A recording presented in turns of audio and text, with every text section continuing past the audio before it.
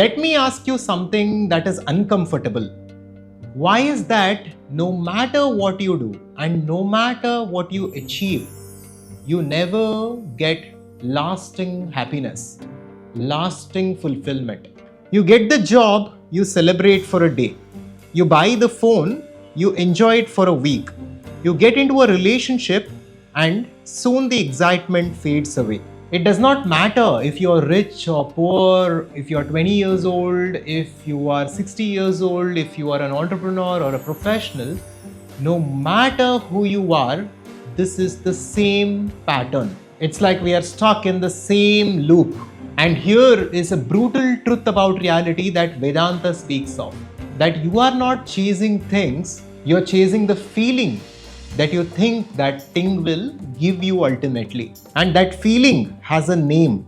It is called Ananda, the infinite happiness. Now, the problem is we are trying to get something which is infinite by seeking something that is finite. Today, we will discover how exactly this loop keeps us stuck and the three different points of attachment where we will get stuck thinking that it will lead us to happiness, and we will also discover the final goal of human life, that is moksha, that is liberation, which is about understanding and attaining the true essence of happiness. We will basically understand how the ancient Vedanta mapped out the entire human journey and presented it to us in the name of the Purusharthas, that are the four attainments of human life, that is dharma, artha, kama, and moksha. And if you can just understand the single concept of Purusharthas, you will understand everything about life and where you are getting stuck. Now, let's directly get to the point, and I will be brutally honest here. Each and every one of us are selfish, and each and every one of us are seeking happiness. That is the nature of reality. Whether you agree with me or not, it doesn't matter. It is the truth. All of us seek happiness, and we try to find it in different ways. We try to approach it through different means, but ultimately we are seeking the same thing. It doesn't matter from which part of the world you're watching this video, what you're doing, what your age is, you want happiness. Now, how much of happiness do we want? What is the quantity of happiness that will fulfill us, although happiness is unquantifiable? If we ask this question and if we inquire honestly, we will come to an answer that we want infinite happiness. We can never be satisfied with partial happiness or limited fulfillment. We seek deeply that infinite happiness or infinite fulfillment or that infinite joy. And for how long do we wish to experience this infinite happiness? Again, if you ask this honestly, you will come to an answer which says, I want to experience this eternally. I want to be always happy, and I always want to be infinitely happy. And that is the truth for all of us. Now, that exactly is what Vedanta calls moksha. Moksha, or liberation, or enlightenment as it is called in different Western cultures, is nothing but the attainment of absolute happiness infinitely. Now, this is the clear absolute truth. But Vedanta then goes on to say most people are not ready to accept this truth.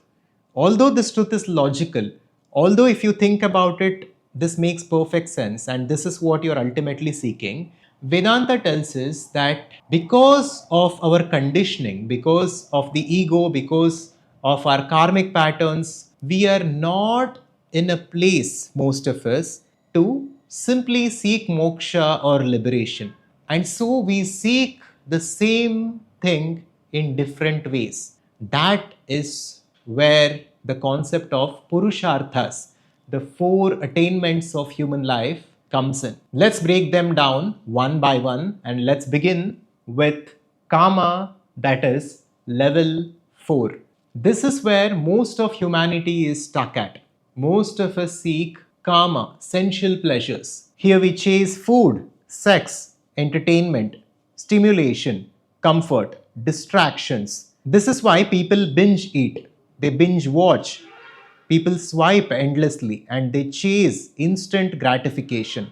Not because it is something that they actually want, but it's because they feel empty inside. They feel a lack of fulfillment and happiness, and they need something, some instant gratification to fulfill that emptiness or to fill that void. And this is where most people are addicted to different things. They are addicted to smoking or alcohol or gambling or drugs, because there is a void that they are trying to fill, and they are unable to understand the deeper essence and the deeper truth of how to actually attain that happiness and fill that void. And so they fall into these patterns of addictions. But when it comes to this, Vedanta's point is very clear.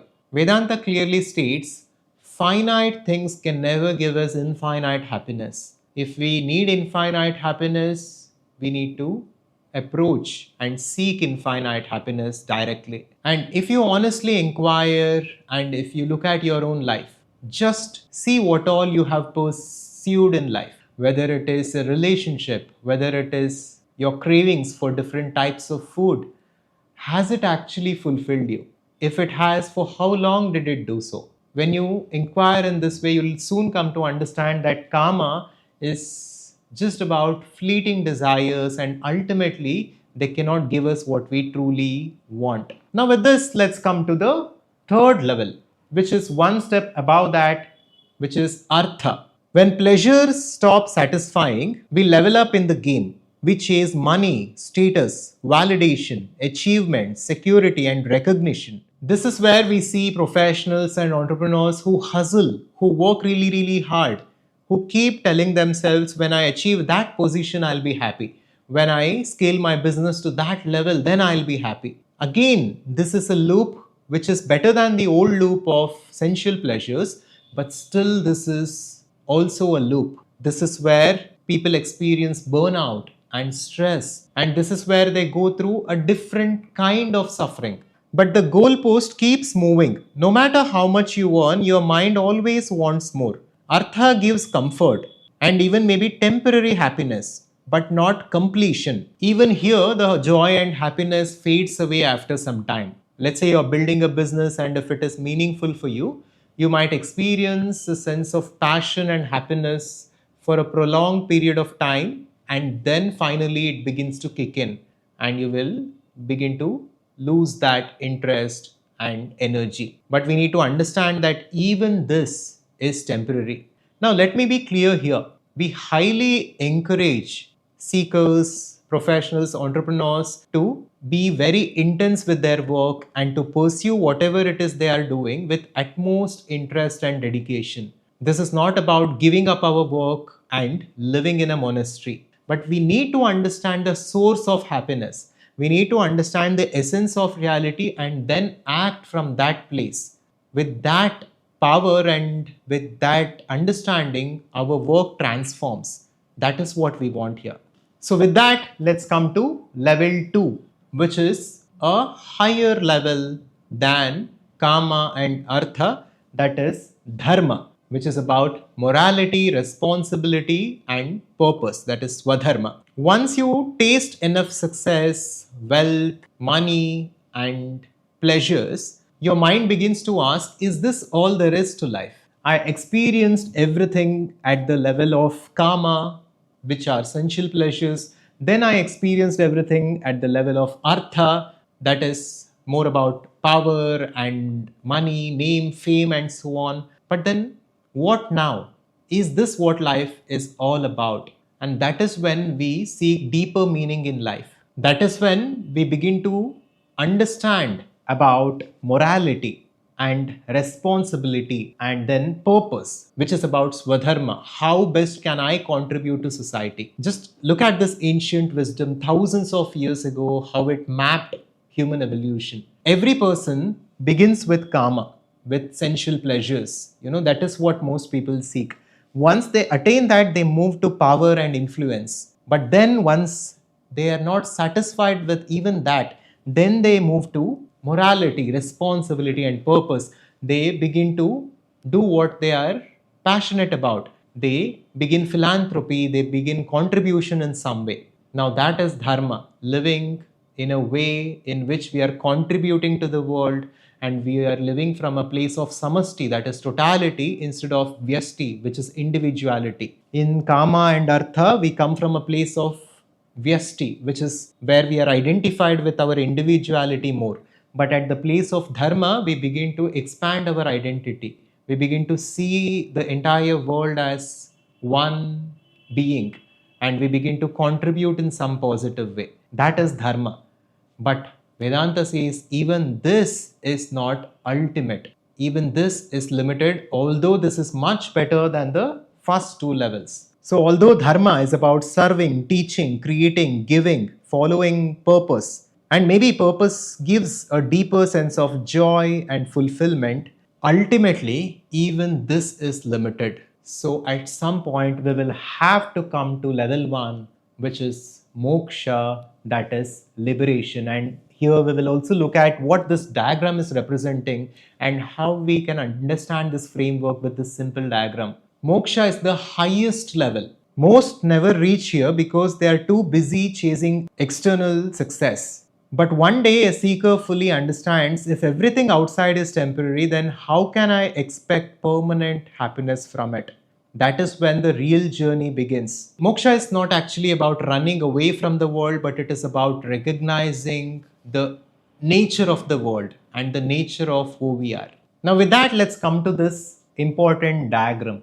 Now, there are 4 circles here which represents the 4 levels.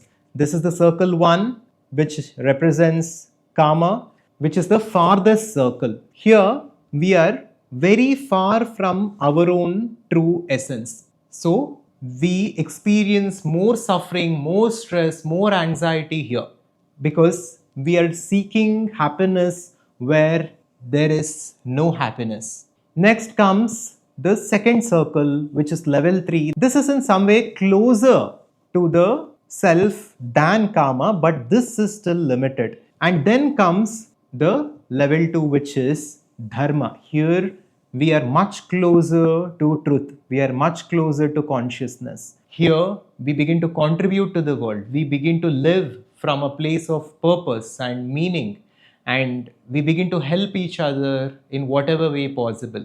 But ultimately, even this is not the truth. The truth is moksha or liberation, which was already within you always. Think about this. No matter what you have achieved in life, and the happiness that you have experienced because of your achievement was just a manifestation of the happiness that was already within you. Let's say you bought a car and for a few days you were very happy. That happiness actually came from within. Car actually did not come with happiness. So car simply acted as a trigger for you to experience happiness temporarily. Now this shows us something very fundamental. It shows us that the ocean of happiness is within us. It's our own true nature. That is what Vedanta says. Your essence is happiness. And the more you chase different things that are outside of you, the more you get stuck there and the less you experience happiness. The more you go within and understand your own self, the more happiness you experience. And from that place, when you begin to act in this world, you are naturally aligned with dharma. You're naturally doing the right things, you're contributing, and you're also experiencing more and more fulfillment. I think this diagram clearly symbolizes the Purusharthas in a way in which you will never forget. Just remember this from today. Happiness is already within you, and if you are chasing karma, that is food and sex and sensual pleasures, you are very far from your own true essence. If you are chasing artha, again you are far from your own true essence. If you are living according to dharma, you are very close to truth, but you are still not there yet. Ultimately, when you go within and find out your own essence and embody that, that is when you get what you are truly seeking, that is permanent happiness. Permanent happiness can only be attained through moksha. And ultimately, moksha is not even about attainment as per Vedanta. It's about understanding who we actually are here and now, beyond the body and mind. And our Swarupa is Ananda. That is why consciousness is described as Satchit Ananda. Ananda is who we are, right here, right now. Now, here is the mind blowing truth. The person seeking pleasure is also seeking moksha. The person seeking money and power is also seeking moksha. The person seeking purpose and meaning and dharma is also seeking moksha. Every pursuit is just a distorted attempt to feel complete. So, every one of us, every person in this world, even a thief and even a criminal, is seeking moksha, but he is doing it unconsciously. He thinks if he steals something, that will lead him to ultimate happiness. Moksha is nothing but the attainment of permanent happiness. So, that is what every one of us are seeking. But the problem is, most people seek it unconsciously and indirectly. The direct seekers are those who are mumukshus, who are seeking liberation, that is moksha, which is the only attainment or recognition that can actually give us infinite, permanent happiness. So understand that your life has always been about one thing. You are the search of infinite, permanent happiness. You started with kama, that is pleasures. You moved to artha, that is money and power. Then you shifted to dharma. And finally, at one point in time, you will land in moksha. That is an inevitable outcome. And just understand from now on that that ultimate happiness is already within you. You need not search for it outside. The more you can recognize it, the more beautifully your life will unfold.